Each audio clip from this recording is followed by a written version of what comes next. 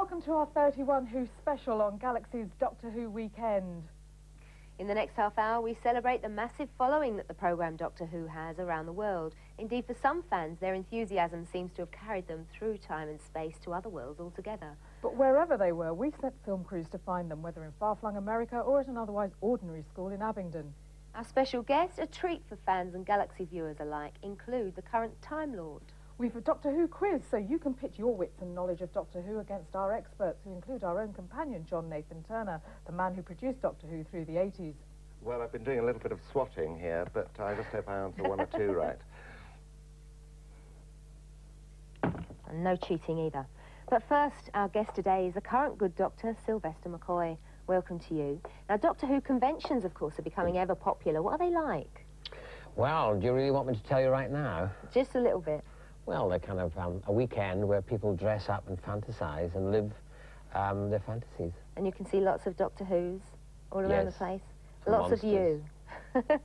Should like the next bit anyway, Sylvester. Eh, Sharma? Yes, because the Doctor Who fan network extends the world over, even to countries where it's never been televised and is only available on video. In America, as you might expect, they do things bigger. And when they organise conventions, Doctor Who fans descend in large numbers. Welcome to Concord, California, and Unicon 90, our annual Doctor Who convention.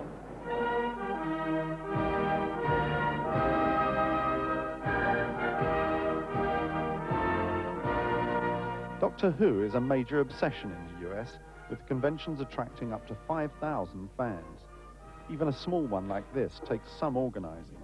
Unit 16 today. We're breaking up at the photo session. They'll be going out to their talks and everything. Unit 15, this is Unit 18. Unit 15 clear. And this being America, everyone's important. The senior steward glories in the title of Supreme Commander. Base for Unit 1. Base for Unit 1. Everything's going A-OK, everything's going A-OK. Unit 1 to base. This is John Levine trying to get more camera time. Hold on. Well, ladies and gentlemen, welcome to the John Levine soiree. I didn't know I was this popular. The 600 fans attending Unicon 90 have a choice of tried and tested entertainment. So now you know we work Talks best by stars on, of Doctor Who like John Levine. And anything to do like Doctor Who was a wonderful thing to be involved in. And there were so many funny aspects of it, obviously. Huge amounts of magazines, memorabilia, photos, and generally anything connected with the Who phenomenon. Should I have a picture? M.A. It's amazing. That was only taken literally a week before time comes. 3 of the big names from Britain have turned out this year. Terry Nation should have been the top draw, but couldn't make it due to illness. In fact, it's the very Britishness of it all that appeals to these American fans. It's the English flavor to it that really makes it, really adds to the fun. It's got that touch of whimsy to it in many cases that I personally am fond of, being a fan of British movies and comedies and so forth. And to me, it's also, I think one of the reasons I think it's fun is because they're able to pull so many ideas or twists on old ideas out of the hats on what could have to be the most incredible odds against succeeding that you can imagine. I mean, this is they always say Star Trek is the show that wouldn't die. Doctor Who is the one that really deserves that credit. I mean, 26 seasons or 26 years, that is quite a record which has not been matched yet. Hey, John!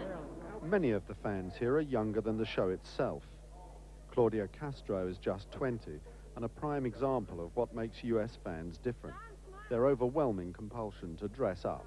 Costumes, you see costume contests. Some of the costumes are absolutely unbelievable. The inventiveness that people put in, sometimes with almost next to nothing to play with. And they come up with some of the darndest things you've ever seen. Well, you might say I am the 7th Doctor. I would say the most fashionable incarnation yet. This is my interpretation of the Master, if the Master were a female. Nissa from Keeper of Traken. Oh, this is the 4th Doctor, Tom Baker. I found the coat almost as it is and made a few alterations in it. As a woman, if you want to dress up as a doctor, you don't have a lot of choice. And also I knit, and so this was a, an easy costume to put together for me. Well, from what I could tell, she wore red shoes, blue nylons and had a 3-colored skirt that was red, blue, and yellow. These aren't the exact colors, but they were as close as I could get. I did make a vest for my sister. She sometimes dresses as Peter Davison, the Fifth Doctor. I made a cricket vest for her. I guess watching Doctor Who and getting involved with the show has given me a whole new identity, one that's certainly more exciting than my usual one.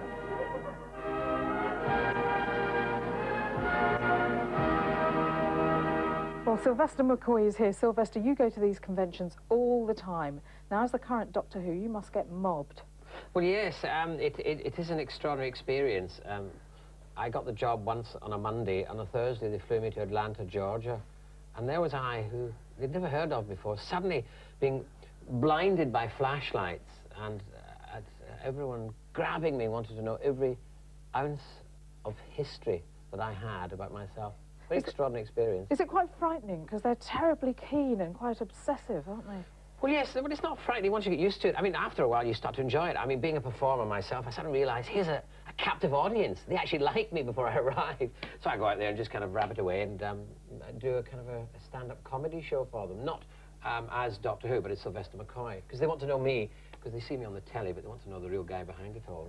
But do you walk in and they're all wearing your hat and they want Sylvester McCoy workshops and things to find out how to be a doctor? Oh, yes, yes, they all do. I mean, the most extraordinary one I went to was, I went to one in Scotland, and being a Scot, most of the people are turned up for a Doctor Who convention there dressed as myself. Lots of them in other various countries dressed as the various favourite doctors.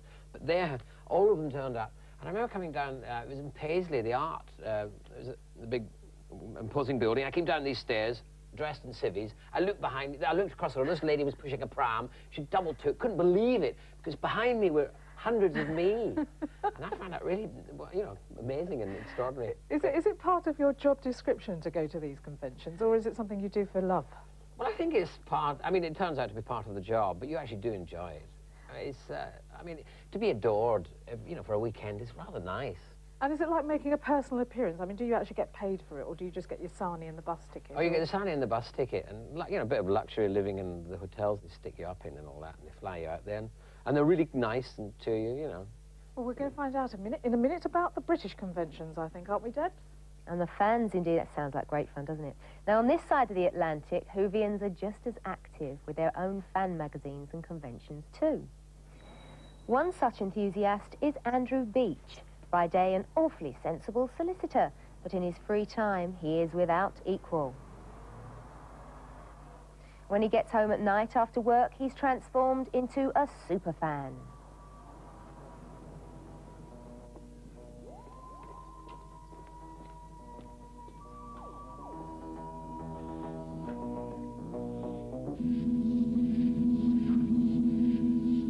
Basically, I joined the Society back in 1976, more or less when it started, and was very much an armchair member up at home in Yorkshire, just sitting there getting my monthly newsletter, right up until about 1984, when I got my job down in London.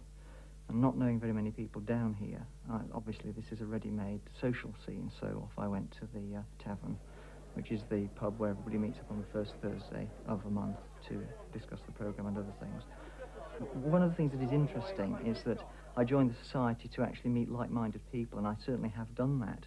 But as the programme has gone on and I've got older and new fans have been attracted, you find that although you have this common interest, in actual fact I have very little in common specifically with younger fans who only started watching it when Peter Davison, Colin Baker, or even Sylvester McCoy took over.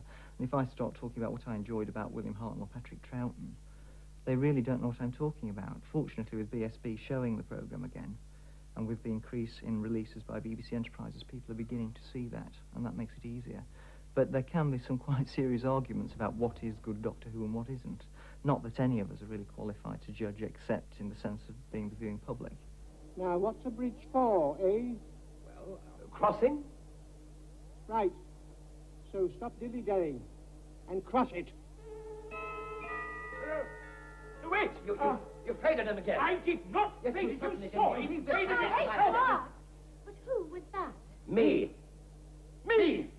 The Society does a number of things. I personally am involved in the convention side of it, where we have various events where we invite people along to play silly games, discuss the programme, interview them generally. He turned round, the door opened, and probably a Dalek came and shot him. And that was his partner, Doctor Who. The Society recently did some research into who was popular at conventions. Doctors are definitely the #1 favourite, followed by companions. And then supporting artists. It's mainly the actors that people out there tend to go for, which I think is slightly a shame, because very often it's the supporting people, the people who play the monsters whose faces are never seen.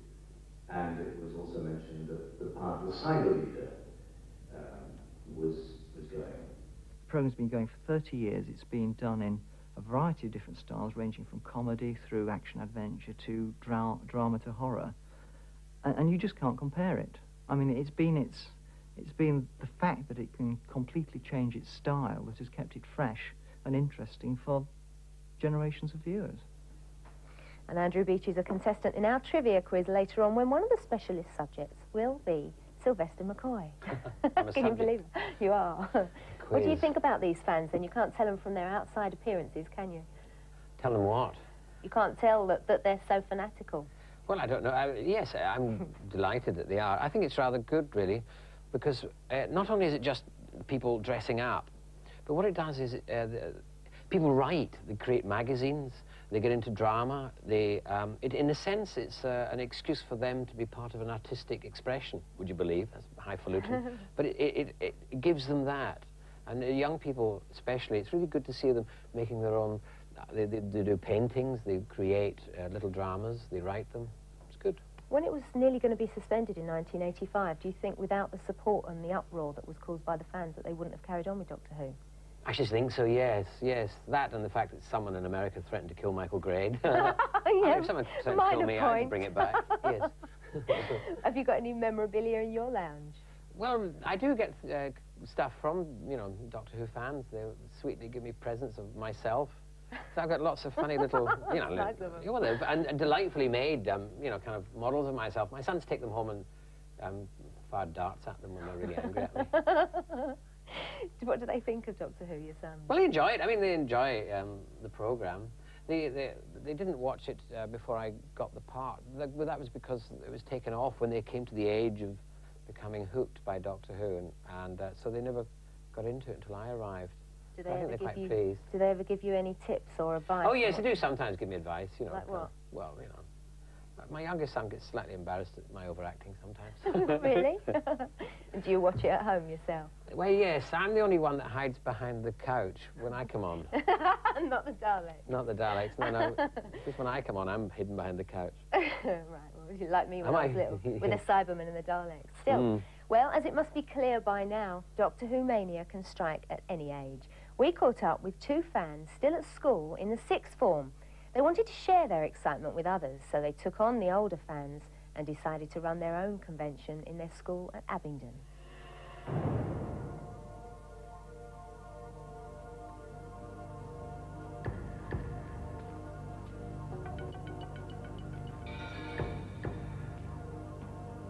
This must be the place.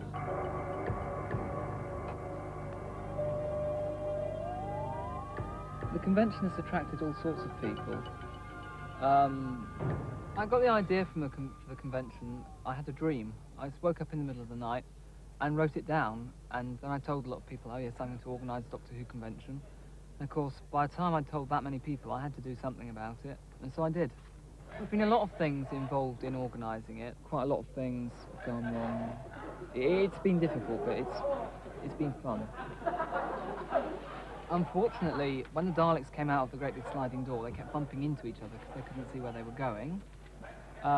Then for the TARDIS that was meant to materialise with us in it, of dry ice.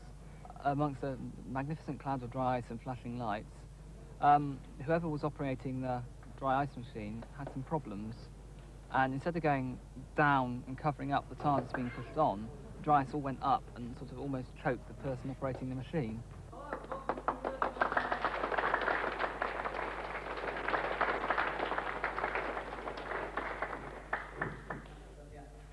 Right, we've got a whole day of stuff lined up for you, and there seems to be quite a lot of you here, which is quite pleasing. It seems to be taking sort of more or less a year to organise this. We're using, I think, somewhere around 56 lights or something, different lights, all controlled individually from the control room. Plus, we've got a lot of sound mixing equipment up there. It's attracted a lot of sort of media attention, partially because we're sort of so young. I mean, I'm 17 and he's 18. And to be organising something like this, people sort of say, well done, or else they say, well, is he doing this right? Oh, look, it isn't Tom Baker. The appeal of the conventions are just the fact that you have all sorts of people here, different walks of life, different age groups that all share a common interest. When you live at home, you talk to friends, and they all think you're a little bit mad. When you come here, you realise there are other people that share the same interest, so you don't feel quite so isolated. I'm enjoying myself immensely. It's brilliant fun. I could do this all year round.